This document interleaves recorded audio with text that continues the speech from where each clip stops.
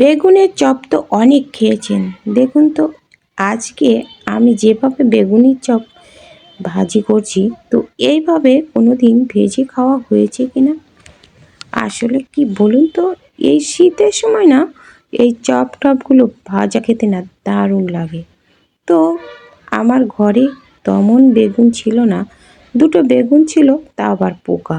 তো সেই পোকা বেগুনটা ছোট ছোট করে কুচি কুচি করে কেটে নিয়ে তবে সেই বেগুনটাই আজকে ভাজি করছি। তো ভিডিওটা কেউ স্কিপ করো না, যে ছোট ছোট বেগুনগুলো এইভাবে আমি কি করে চপ করে নিলাম, তো সেই ভিডিওটাই কিন্তু তোমাদের সাথে আজকে শেয়ার করছি। তো কেউ স্কিপ করো না, একটু দেখো, আর তোমাদের ভালো লাগবে। এই যে দেখো, তো ছোট্ট ছোট্ট করে বেগুন কুচি করে করে নিয়েছি। তো আর এই যে দেখো, তার ভিতরে দিয়ে দিলাম একটা ডিম ভেঙে, আর দিচ্ছি পেঁয়াজ কুচি, আর আর এই যে দিচ্ছি দেখো কাঁচা লঙ্কা একটা। তো আগে থেকে বেসনের গোলাটা করা হয়ে গেছে, তো ভাবলাম বন্ধুদের সাথে একটু শেয়ার করে নিই। তো যে দেখো বেগুনটা কত ছোট করে চিকন চিকন করে কুচি করে নিয়েছি। যেহেতু পোকালা বেগুন আস্তে আস্তে রাখা যাবে না, পোকাটা বাদ দিয়ে তো ছোট ছোট হয়ে গেছে, কি করব। তো এই যে খাটো করে চিকন করে করে কেটে নিয়েছি, নিয়ে এই যে একসাথে মাখিয়ে নিলাম। নিয়ে এবার এইটা দিয়ে আমি আজকে চপ ভেজে নেব। তো দেখো স্বাদ মতো লবণটা দিয়ে দিলাম। লবণটা দিতে কিন্তু মনে ছিল না, লবণ হলুদটা এই যে পরে দিয়ে দিলাম। আর বেসনের গোলাতে যেমন জিরে গুঁড়ো একটু, ধনে গুঁড়ো একটু দিয়েছি, একটু মশলা, যেভাবে তোমরা বেসনের গোলাটা করো ঠিক সেইভাবে বেসনটা দিয়ে আমি আগের থেকে একটু গুলে নিয়েছিলাম। তো দেখো কড়াইতে এই যে তেল দিয়ে দিলাম, দিয়ে এই যে দেখো, আর এবার দিয়ে দেব চামচে করে।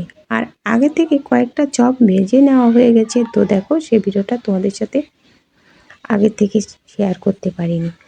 তো দেখো এই যে দেখো ভেজে নিচ্ছি। আর কি বলো, চপ টপ ভাজলে না এই ছেলে পেলে থাকলে না আগের থেকে খাওয়া শুরু করে দেয়, তো দেখানোর আগেই কিন্তু হয়ে যায়।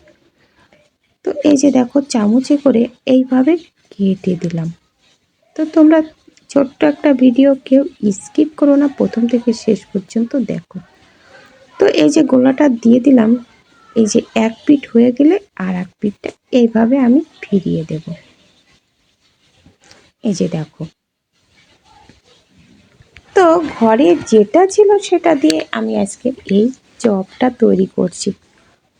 তো দেখো, আর তোমরা যারা লাইক দিতে ভুলে গেছো একটা লাইক করে দিও, আর পারলে ভিডিওটা একটু শেয়ার করে দিও।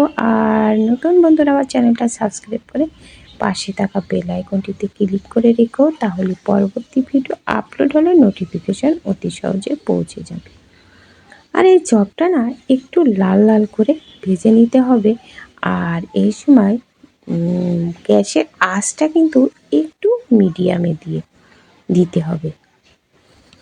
তো দেখো এই যে মিডিয়ামে দিয়ে এই যে আস্তে আস্তে ভেজে নিচ্ছি। দেখো কত সুন্দর কালার হয়েছে, দেখে তো বোঝাই যাচ্ছে না যে আমি এই চপগুলো কুচি কুচি করে বেগুন কেটে তো ভেজে নিচ্ছি। দেখতে কত লোভনীয় হয়েছে। আর এই বেগুনের চপগুলো খেতে কিন্তু দারুণ মজা হয়েছিল।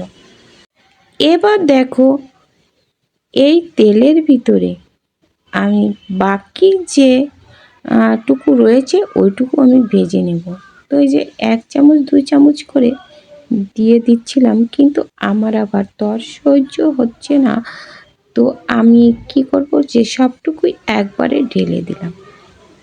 এবার ঢেলে দিয়ে দেখো নিচের পাশটা যখন শক্ত হয়ে যাবে তখন কিন্তু এটা ফিরিয়ে দিয়ে ছোট ছোট করে কেটে নিলে কিন্তু রেডি হয়ে যাবে।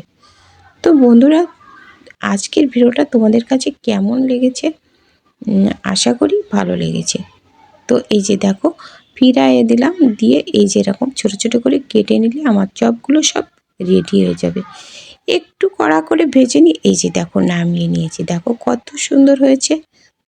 খেতে কিন্তু দারুণ হয়েছিল। তো বন্ধুরা, আজ এ পর্যন্ত। দেখা হবে পরবর্তী ভিডিওতে। ততক্ষণে তোমরা ভালো থেকো, সুস্থ থেকো। নমস্কার বন্ধুরা।